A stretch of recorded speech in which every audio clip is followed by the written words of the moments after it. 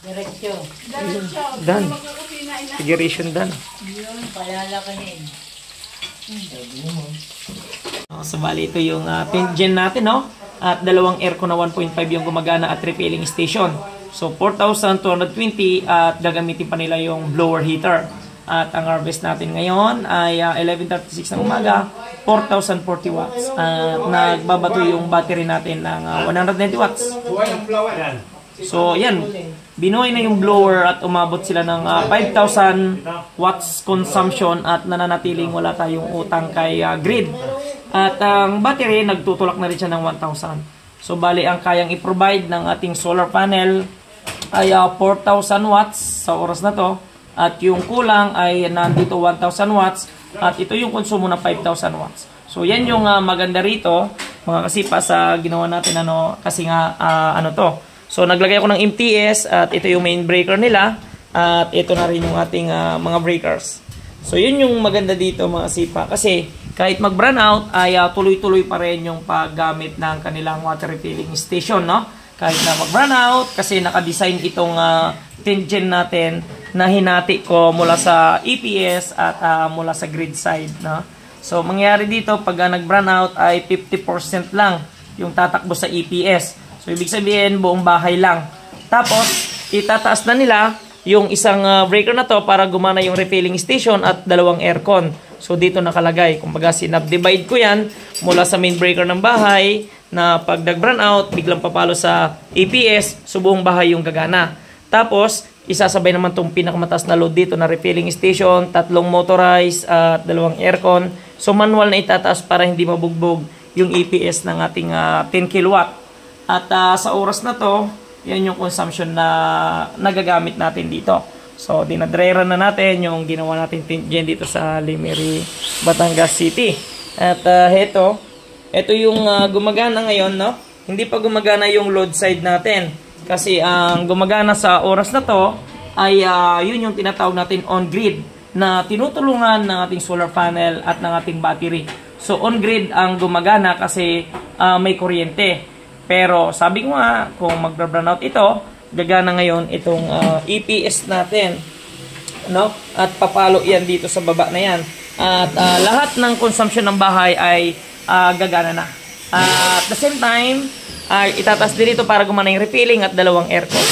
So, yun yung ginawa natin para hindi mabugbog or hindi makawawa yung ating 10 kilowatt na inverter or 8 kilowatt na inverter, 10 gen.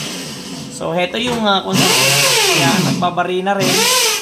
470 watts at 3.9 yung production ng solar panel. At sa oras na to ay meron na tayong 8,100 watts na na-harvest mula kay haring araw.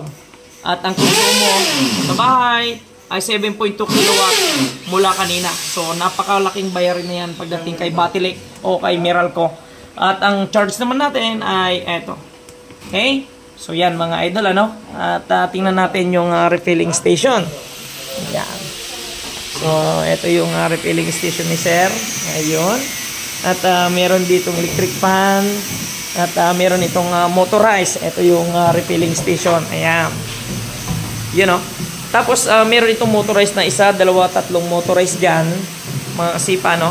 At, syempre, bukod sa motorized, meron din ditong heater na ginagamit na napakataas ng consumption. So, yun. At, busy-busy mga tropa. Okay? So, gumagana ngayon ay itong buong refilling station at heater at yung barina natin at yung mga electric fans natin at syempre, yung mga ilaw natin sa bahay. At may aircon. Ayan. Tapos, itong rep na to gumagana na rin. 2 aircon daw ay gumagana na sa oras na to. Yung 2 aircon. At mamaya-maya mag-pipik pa ito mga loads, ano? Ayan si Sir at ito yung ilaw, nakabukas na at aircon. Ayan, napakalamig Ayan. So, ilang degrees na to, Sir? 17 yan. 17. Ay, nakasagad. Ayan, 17 degrees. Ayan, mga sipa, no? At meron pa dun sa taas, mga loads. Ayan. So, papasyalin natin, no? Sa oras na to, napakainit. Ayan, si Madam. At busy-busy si Madam.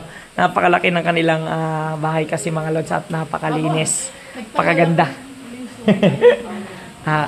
Eto mga lods, no? Napakaganda ng mga upuan ni Madam dito at ito yung mga feature ng kanilang bahay. So napakaganda at napakalinis to. Sana all talaga mga idol, no? At sinolar na nga ito. At napakaganda ng picture frame nila sir at mama at kanilang anak. Ayan. Sulit.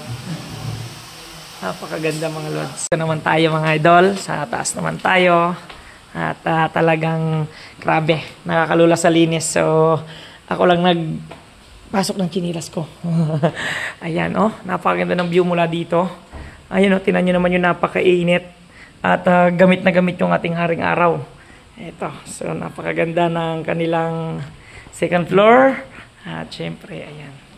So, ito yung family picture nila, sir. Shout out. Grabe. Ito. So, dinera na natin ito. Hindi nito naman yung aircon. Ayan. So, ilang degrees yan, sir, sa aircon mo dito? 17 din. Ayan. Masok ka na konti. Okay. So, yan mga idol. Oh, Hello Kitty. Ayan. Favorite color ang pink. Favorite color. Ayan, mga lods. So, prinsesa kasi. Ayan. Okay, napakaganda talaga mga lods at init, no? Gamit na gamit. Ayan, si sir natin. Ayan. Okay. At dito, mula dito, tanaw na tanaw mo yung init na napakasarap gamitin mula sa ating free energy na solar at araw. No? At talagang, ayan si sir. Sir, ayos ba? Ayos? Ayos. Okay. So, sabi ni nga sir, ay nagamit niya na yung kanyang negosyo. Kahit na mag-brown out ay iba-iba. So, bababa tayo. Pumunta naman tayo sa solar setup natin. So, loads. Yan. Okay. Ayan, ang nanay. Si nanay ay busy-busy. At dito naman yung kitchen, mga idol. At busy yung mga tropa natin, no? At sa oras na to, ay nananatili, no? Nananatili tayong, ito yung ating konsumo. Ayan. So, nananatili na ang consumption natin ay 4,240 at 4,000 watts naman yung ating nakukuha mula kay Haring Araw. At 53.1 volts naman mula dito sa battery natin. At 200 watts yung sinishare niya. So, ito yung maganda rito. Meron na siyang intake na built-in. Dalawa. At ito yung mga breakers natin. Yun. At ito naman yung ating DC MCCB circuit breaker. At ito yung safety device natin lahat. ETS, easy speedy, breakers, at OUVCP. So ito yung maganda rin dahil anti-overload din ito mula sa kanyang EPS. Para pag lumipat mula sa grid at pumunta dito sa tinatawag nating EPS or load side ay hindi masisira yung inverter natin kasi pro-protectan tayo nito. At ito yung breaker ng EPS. At ito naman yung AC Speedy.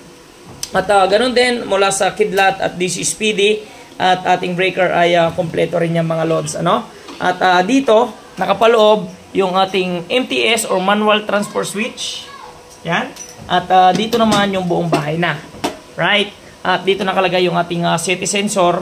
Diyan ko na nilagay para makuha ko yung supply mula sa MTS at supply mula naman dito sa ETS. So, yun yung automatic transfer switch at manual transfer switch. Okay? Tapos naglagay din tayo ng kompleto na ground rod. Siyempre, hindi po pwedeng wala. Ayan, nagbound tayo dito ng tanso na talaga naman napakahaba niyan para masulid at maging safe tayo pagdating sa kidlat or biglang surge na tinatawag natin. Ayan.